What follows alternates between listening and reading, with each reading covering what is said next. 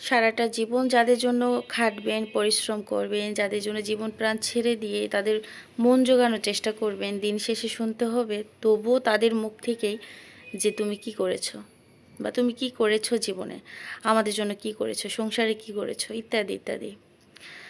তো জীবনটা খুবই অদ্ভুত।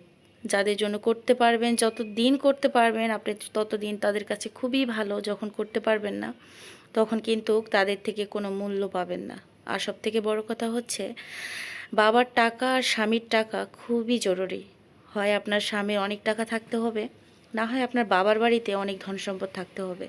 তাহলে কিন্তু আপনি একটা পরিবারে সঠিক মর্যাদা এবং সম্মান পাবেন। যখন দেখবেন যে আপনার বাবার বাড়ির টাকা থাকবে না বা আপনার স্বামীর টাকা থাকবেন না, তখন বুঝতে পারবেন যে আপনার সংসারে কতটুকু মূল্য নেই। তো বিষয়টা হচ্ছে এমন। তো সংসার জীবনে অনেক কিছু করে থাকলেও দিন শেষে কিন্তু শুনতে হয় সেই সংসারের জন্য কিছুই করে নাই। কখনো কাউকে তৃপ্তি দিতে পারবেন না। এজন্য নিজে যতটুক ভালো লাগা, ভালো থাকা, নিজের মতো করে ভালো থেকে তারপরে পরিবারের জন্য চিন্তা করবেন।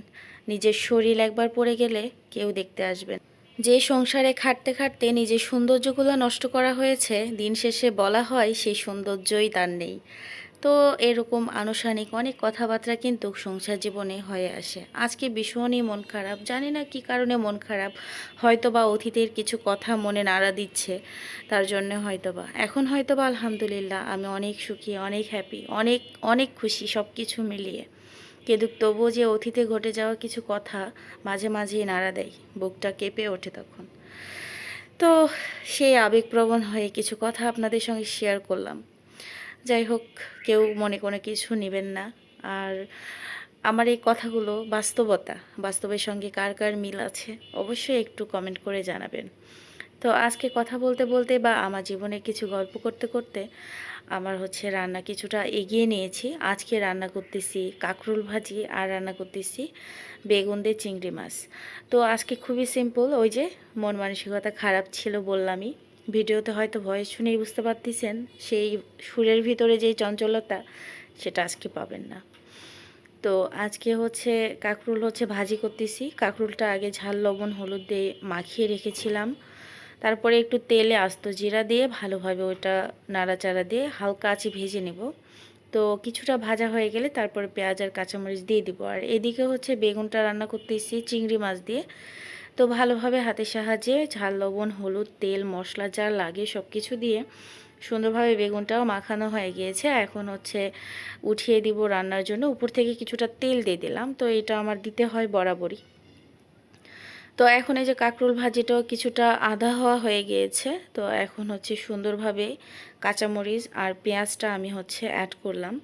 তো এতে করে আধা হওয়া হইলে আপনি পেঁয়াজ আর কাঁচামরিচ যদি দেন, এতে করে দুইটা একসঙ্গে খুব সুন্দরভাবে ভাজা হয়ে যায়। আর পেঁয়াজ আর কাঁচামরিচ যদি আগে ভাজে ফেলেন তাহলে কিন্তু কাঁচামরিচ আর পেঁয়াজটা হচ্ছে বেশি তাড়াতাড়ি ভিজে যায়, আর কাঁকরোলগুলো অত ভালোভাবে ভাজা হয় না। তো মোটামুটি কিছুটা ভাজাভাজি রান্না আমার শেষের দিকে। তো মাঝপথে আবারও আপনাদের সঙ্গে একটু শেয়ার করতেছি। তো পুরোপুরি ভিডিওটা আপনাদের সঙ্গে শেয়ার করলে দেখা যায় ভিডিওটা অনেক লং হয়ে যায়, আপনাদের দেখার সেরকম ধৈর্য বা সময় কারোরই নেই। আর একটা ভিডিওতেই যদি সবাই এত সময় দিয়ে যায়, আর অন্যান্য ভিডিওতে কখন কি সময় দিবে। তো যাই হোক, আমার কাঁকরোল ভাজিটাও মোটামুটি আর কিছুক্ষণ পর নামাবো। তরকারিটাও আমার হয়ে গিয়েছে। তো একটু হালকা মাখা মাখা করে রান্না করব।